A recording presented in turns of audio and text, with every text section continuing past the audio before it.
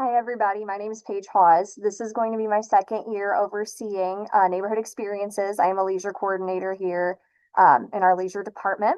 So, a little bit about neighborhood experiences. This is its 29th year. First of all, we are really excited. We're already looking for ideas for our 30th. So, if anybody ever has any ideas for that.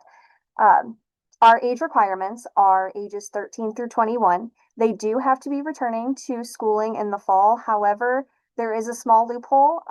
If they are 21, 20, however old they are, and let's say they graduate this May, they would still be eligible to return this summer, but that would be their last summer. So either graduating right before that summer or returning to some sort of school, vocational program, anything like that.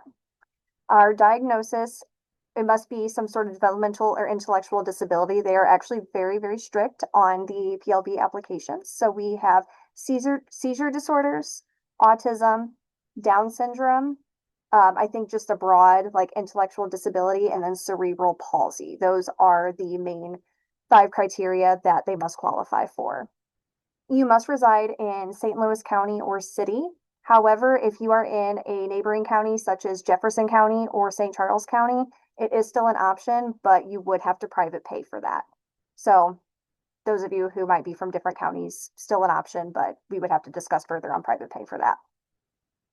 This is the entire summer for the most part. So it would start June 8th and it's going to end on Friday, July 31st. This is an 8-week program that is very strict due to its time limit of 8 weeks to be able to properly meet everybody's goals for the summer. Like if they're working on social skills or if they're working on, being able to stay on task for a certain amount of time. It's a very small window to be able to work and meet those goals. So we do say that there should not be any missing days, no long vacations. It is very hard to tell families that, of course, because, that's the prime time vacation. But if you are truly interested and want your child to go through this program, there should not be many missed days. Now, if a sickness occurs, that's, out of everybody's control and that would be okay. However, this is something that we take very serious and we are very committed to every family and their child and making sure that these goals get met. So vacation is very, very important to try to work around with that. We do not have our project on Juneteenth, which falls on a Friday this year, I do believe. And then we do have a little break for 4th of July. So we would be out Thursday, July 2nd, and we would come back Wednesday, I believe, on July 8th. I believe that is a Wednesday. I should have checked what days those were. You can participate a total of 4 summers as long as you are returning to some sort of schooling or graduating. Many people start at 13 and work their way through. Many individuals will start at 15 or 16 because it's just easier for them and they might be more in that mental space to be able to prepare for a job and, have those skills ready to start if they are eligible to get a job at that age, they want to start learning more. So 4 summers is what we offer. A typical schedule, we would have each team, we would ideally like them to have at least 4 or 5 different volunteer sites throughout the summer. We typically try to make it to where Mondays and Wednesdays mirror each other. So let's say on Monday and Wednesday mornings, one group of the teens will go to Old Navy. That's one of our volunteer spots. And then they would come back for lunch. And then on Monday afternoons and Wednesday afternoons, they would go to Butterfly House and do some work outside. We've also volunteered before there. And then Tuesdays and Thursdays with Mir, same thing, have 2 different sites for morning and for afternoon. Fridays are used for recreation. Usually in the morning, we will do some sort of educational tour. We tour places like Amsel for the Succeed program. We love that. They always do a presentation each year. It really opens the eyes of our teens for, that if they want that college life. And a lot of parents like to attend as well, just to get the same information and, see what it would be like. We've also done tours for, the art museum, the history museum. We try to keep it educational but fun. And then in the afternoon, that's whenever they would have the option to choose recreation. So typically speaking, the teens really enjoy going out to lunch for Friday activity and then going to do something fun. So like a lot of times they'll go see a movie. Sometimes they just want to go to the park or go bowling. basically, as long as the parents are okay with this happening and they are able to send the money over for the teen to be able to participate in these activities, they can do what they would like to do within reason of timing and everything. So that's always very fun. And even recreation is very important. It's a vital part of this because, you know, we're working, but they also need to know that they are able to still have recreation in their life because it is just so important. They need to be able to try to enjoy what they do as well. So that's also something that we take very seriously. Our staff and participant ratios, it is typically one staff per two teams. We don't offer much one-on-one support just because we do need to be able to um, have our teens out in the setting to be able to be learning what they need to learn. And sometimes one-on-one will take away from another teen that also need that support at the same time. So that's typically how we would do that. We do an online application. And in that application, it will ask a lot of detailed questions about support, how the teen does in public, how they would handle schedule changes, lots of different things. And it is very important if you could be detailed in that, because that is something that I then review to make sure that they would be eligible for the program. And there's multiple things that could consider them ineligible, not just those specific questions. Like, you know, if you have a big family vacation plan, we suggest otherwise. Um, or, you know, if they have something major planned like other camps, sometimes we suggest otherwise. But typically speaking, I will go through there and make sure that they would qualify otherwise. After that, within the 2 week period, I then reach out to the families to schedule an intake. I am actually starting intakes as soon as tomorrow as well. And I will reach out to the parents with an online link, and they will go in and select a time that works best for them. And these intakes consist of the parent or guardian and the teen. And I need to meet with both, typically in person. If that is not an option for whatever reason, I know, you know, it's hectic with work and, you know, just daily life. We have done online interviews and intakes. I prefer to be in person, but we will always make that work. If you also cannot make it up to the ARC, there are times that we can, you know, meet at a public place or somewhere else that would be easier for you to get to as well.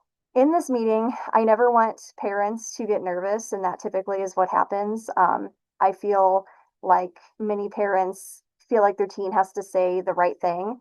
I honestly just want to get to know your teen. I want to talk to them. I want to know what they enjoy. I want to know how they would work best.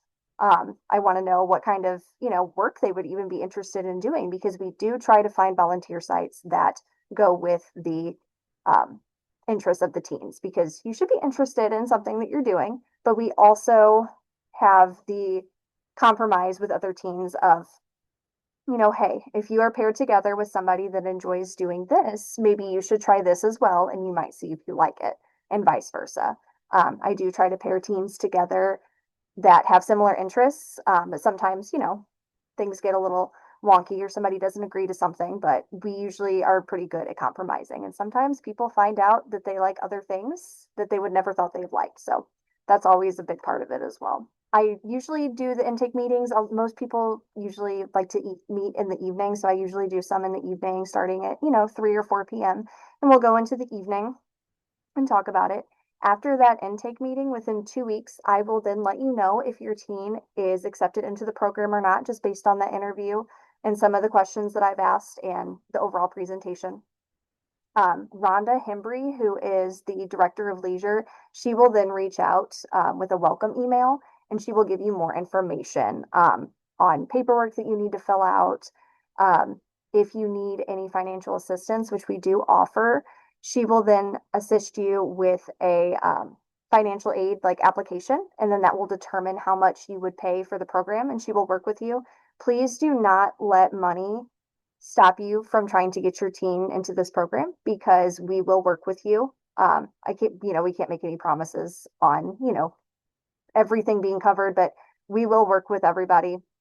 And we really view it as important for the teens to be able to go through this program and get everything they need out of it. And we don't want to look at funds being the reason to stop that from happening. So we have upped our price to 400 this year instead of 300. However, this does, you know, cover all the same things it has before. we have your teen from 9 a.m. to 4 p.m. And we then, go out in the community, volunteer. Lunch is not provided, but, we do take that time to eat lunch and everything. We do have two drop-off sites as well. So in the county, we have Maplewood, or we have our ARC building here at on Warson. And this would depend whatever is closest for the parent or guardian, whoever's dropping that teen off in the morning.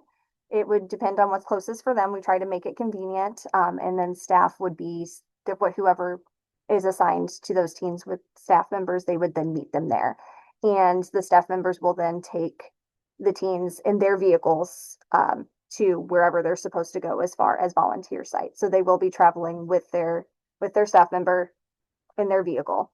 Everybody goes through, background check. We make sure that they have a valid license and insurance. So that is all checked before we just put teens into cars with strangers at first, until you really get to know them.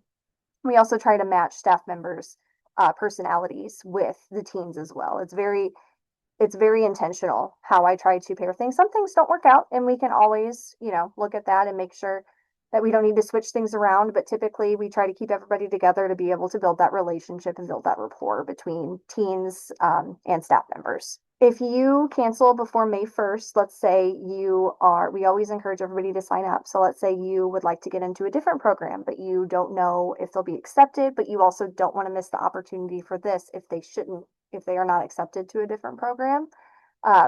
You are allowed to cancel before May 1st to get that full refund. We actually do recommend that you sign up for this, and then if something happens and you need to drop, then we can provide that full refund. But after May 1st, we would not be able to provide a refund for your teen if you take them out of the program. And if you also would like to contact this is typically who Rhonda will reach out to. It is our Department of Mental Health, and then we also have the Recreational Council. So this is who Rhonda would reach out to. So you are more than welcome to take these numbers and websites off of the screen if you would like, or we can just go through Rhonda, and Rhonda will send you those forms to be able to fill out as well. These are so I am the coordinator of leisure services who oversees this, so I can answer most questions. Kelly Foster and Rhonda Hembry, they are the assistant director and director of leisure, so they can help you with any kind of like payment or registration questions that you may have about that. But I think I covered just about everything. I don't know if anybody would have any questions for me, or if they would like me to go into something more in depth. We do have a few questions in the Q&A. Awesome. So on your previous slide, that $400, is that just the deposit or is that the full cost of the program? That is the full cost of the program. And then you were talking about transportation during the day with the staff, but what about to the site and from the site at the end of the day? Is transportation provided there? So they will get transported back to wherever the parent, guardian, or whoever dropped them off, but they will not be going door to door or anything. So they would be picked up from the same location that they were dropped off at each morning. Okay, and then about how many participants are in the program? So we have 25 from the county and we take 10 from the city. Perfect. And during the summer program, do you also discuss things like social skills and healthy relationships? Absolutely. We actually have somebody from our behavioral support team. They come in and they will do a class once a week, and they will talk about a lot of different situations like that. Social interactions is something that we really heavily focus on. Friendships, that's a great one. Boundaries, we talk about boundaries quite a bit. There's a lot of different things that are covered within those classes. Okay, and then the last one that I see for now is how do you find the volunteer sites that you go to? And then when you go to those sites, are those hours tracked for resume building? So we have a lot of, within the ARC, we have a lot of volunteer sites we've used for years. So they're used to hearing from us. However, that's a great question. That's something that I forgot to mention. The first week of the program, when teens meet their staff members and they meet each other, that is the week that they will then find the volunteer sites they will go through. So we do have connections. However, we do not find the sites for anybody. So they will then go to the places that they're interested in volunteering and talk to somebody about that, or go online and research where you would like to work. So that is part of the program itself. That's part of the model. that first week is spent trying to find volunteer sites. Usually by the second week, we are pretty full with everything. There really has not been a time where people have not found those volunteer sites. Sometimes it just takes a little more time, but that's also part of having a job, is being able to know what resources to look for to be able to find a job, what they're looking for in somebody who is doing said job. So we find that to be a very important part of our model. The hours can be tracked. We've had a few people use it for schooling purposes, for volunteer hours, so we can track that. But we focus on units for ourselves as far for funding than the volunteer hours. So if that is something that you would like tracked, we can do that, but otherwise we don't typically track that. It's usually about 2.5 to 3 hours whenever we are at those sites, just depending on when we start.